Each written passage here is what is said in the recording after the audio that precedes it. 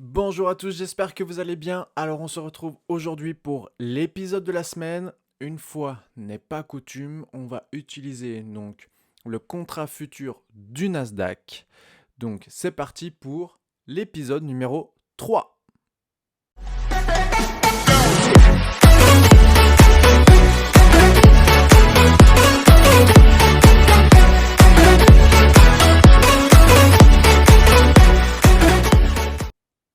Alors aujourd'hui, ça va être entre guillemets relativement court parce qu'on va parler d'une seule chose, mais une chose très importante.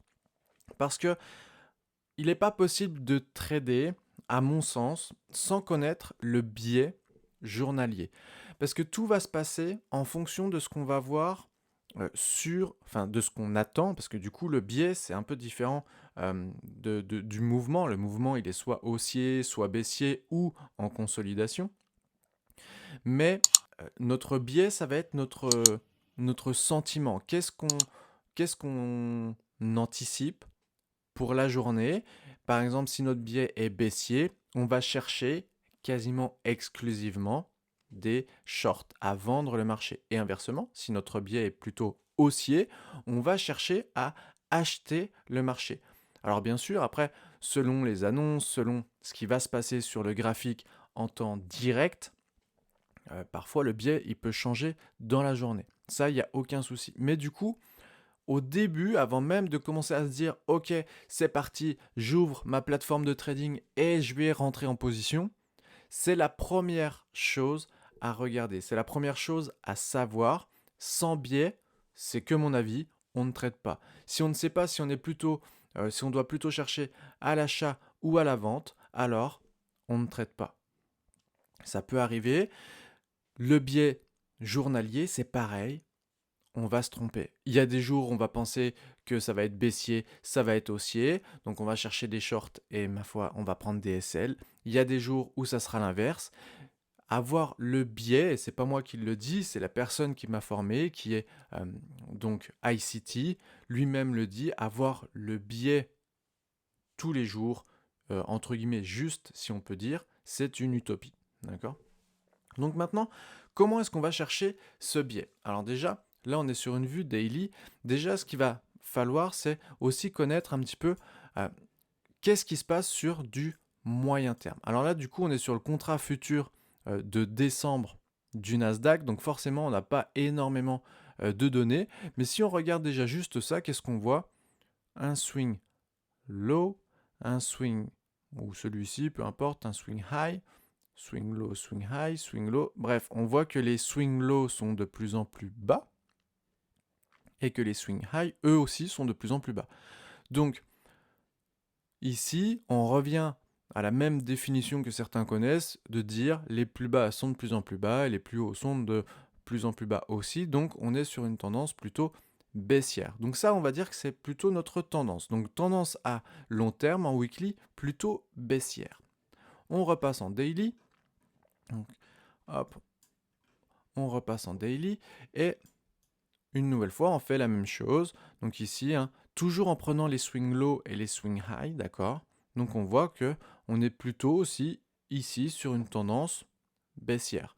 Ici, les swing low étaient de plus en plus hauts. Donc on est bien sur une tendance, et les swing high, pardon, alors sauf ici, mais à partir de là, voilà, on était bien sur une tendance haussière.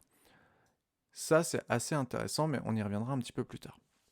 Donc, maintenant qu'on a entre guillemets notre direction du marché, ça c'est pas notre biais, d'accord? C'est ce que certains appellent la tendance. Moi j'aime bien dire plutôt la direction du marché. Donc pour l'instant, la direction du marché, elle est plutôt baissière. Maintenant, ce qui va nous donner en fait notre biais, ça va être les zones de liquidité et les zones que potentiellement le marché va pouvoir aller chercher à court terme, en journalier. D'accord? Donc par exemple, si on reprend notre temps là à l'heure actuelle, là, enfin ces derniers jours, on voit que ici on a donc le swing low, donc ça potentiellement ça serait une zone de liquidité. Et on a une même zone un petit peu plus basse ici. D'accord? Donc là déjà on a cadré notre prix entre le point haut et le point bas. D'accord? On avait la même chose, donc avant que tout ça se forme, on avait la même chose par exemple ici. On avait un point bas, un point haut. Donc à chaque fois quand je dis point bas, point haut, c'est swing low, swing high. Et du coup, à l'intérieur de ça, on cadre une nouvelle fois. Donc là, on a cadré le prix. Et qu'est-ce qui se passait ici? On voit qu'on avait par exemple ceci ici. On avait un void. Donc on peut noter le void ici. D'accord. Et on voit aussi, alors on va zoomer pour bien le voir.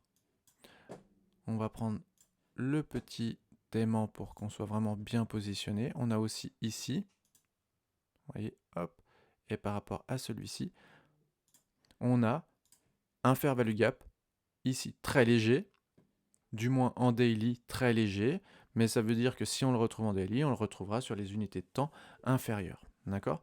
Donc ça, par exemple, lorsque le prix est cadré ici, donc entre cette partie-là et cette partie-là, où est-ce qu'il a le plus de sensibilité? Il aurait pu peut-être venir ici dans ce fair value gap, ou bien revenir fermer ce void, ce qu'il a décidé de faire.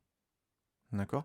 Donc quand on est sur cet endroit-là, par exemple, une fois qu'on voit la fermeture de cette bougie ici, on voit bien qu'on a formé un swing high. Donc, est-ce que le marché va continuer de monter ou revenir chercher des zones de liquidité en dessous? Et bien là, on le voit, donc à partir de cette bougie-là, d'ailleurs après ça va très vite, à partir de cette bougie-là, on est plutôt sur un biais, une nouvelle fois, un biais baissier. Donc à l'ouverture ici, ça veut dire que dans cette zone-là, voire même un petit peu plus bas dans le corps, on peut venir chercher à prendre des shorts pour venir ici. D'accord? Maintenant, on va recadrer le prix comme on l'avait fait juste avant pour redonner un petit peu des... enfin, continuer notre démarche. Donc, le haut, le bas. Donc, une nouvelle fois, ce qu'il faut faire, c'est regarder est-ce qu'on a des fair value gap, est-ce qu'on a des void, et ainsi de suite. Donc, on voit que ici, on a un beau void, et on a un beau aussi, alors ça, je chevauche un peu, fair value gap. Tac. Donc, ici, on avait cadré le prix, et on voit que, du coup, là, le marché va passer en dessous de notre cadre pour créer un nouveau swing low. D'accord? Et c'est là que du coup on va créer le void et le fair value gap.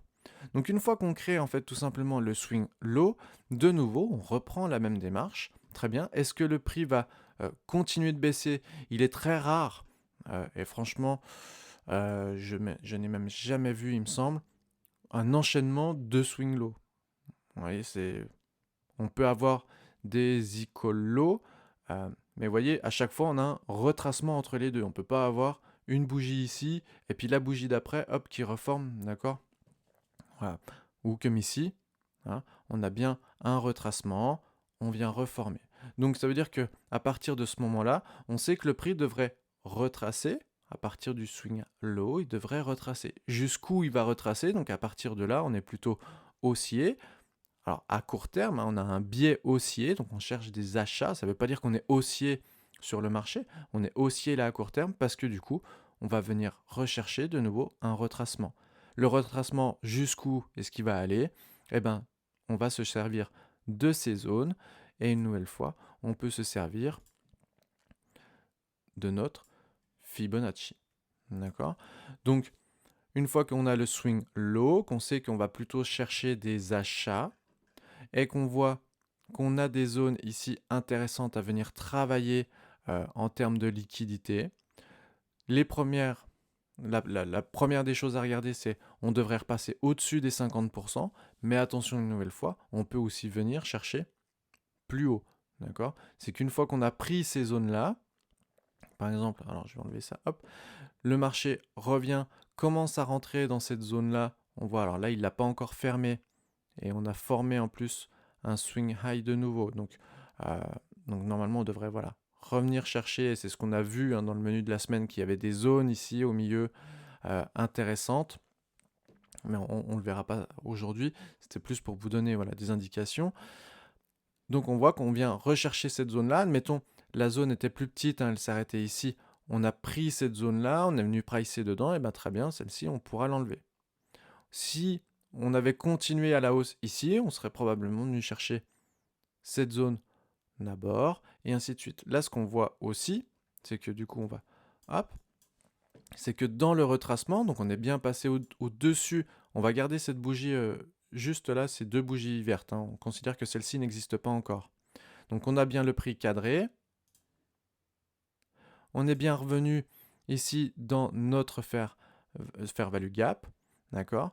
Et on est bien, à partir de cette bougie verte, au-dessus, ici, des 50%. Donc, à partir d'ici, de nouveau, étant donné qu'à long terme, on est plutôt baissier, on peut, d'accord, penser à ce qu'il y ait possibilité qu'on ait un biais baissier pour les jours à venir. Et en plus de ça, qu'est-ce qu'on remarque en dessous?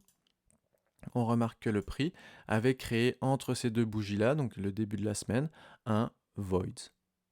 Donc de nouveau, on peut potentiellement penser qu'on va venir fermer ce void, et à partir de là,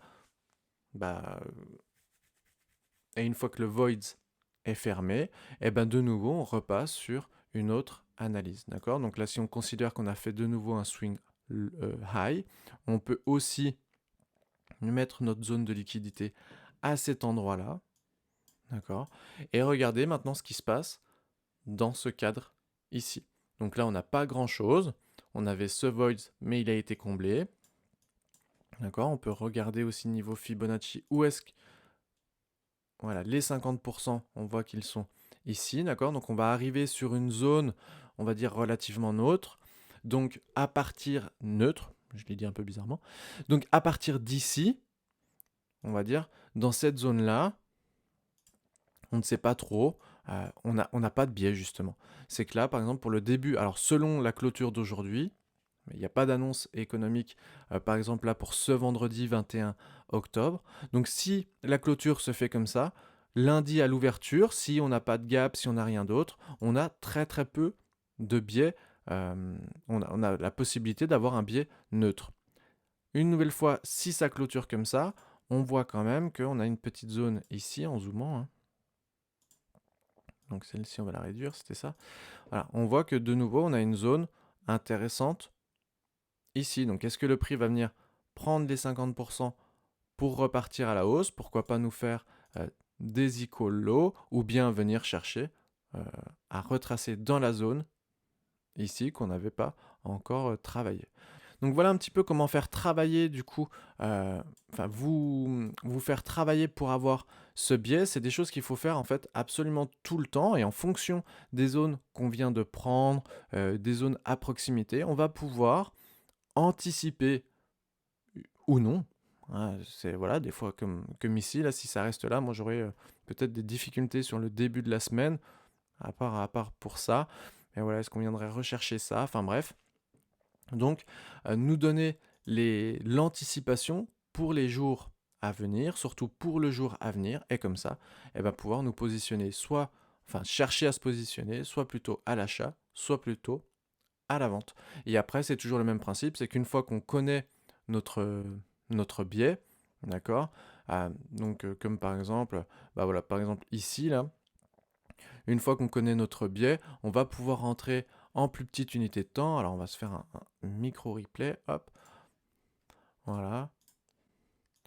Donc on voit ici, hein, donc on est venu chercher la zone là qu'on avait indiquée en daily. Ici on a le swing low, donc H1. On voit que on a bien là-bas la cassure, le BOS, avec un fair value gap, retour dans le fair value gap, et probablement que du coup par la suite on va venir tout simplement chercher les zones plus basses, avec cette zone par exemple, cette zone ici là, qui pourrait être intéressante. D'accord? Voilà, et on y va direct. D'accord? C'est exactement le même principe, mais pour ça, on a besoin d'avoir cadré le prix et de savoir qu'à cet endroit-là, étant donné que pour telle et telle raison qu'on a évoquée auparavant, on a plutôt un biais baissier. Et c'est ce qu'on retrouve du coup ici pour se positionner. Voilà pour comment trouver le biais daily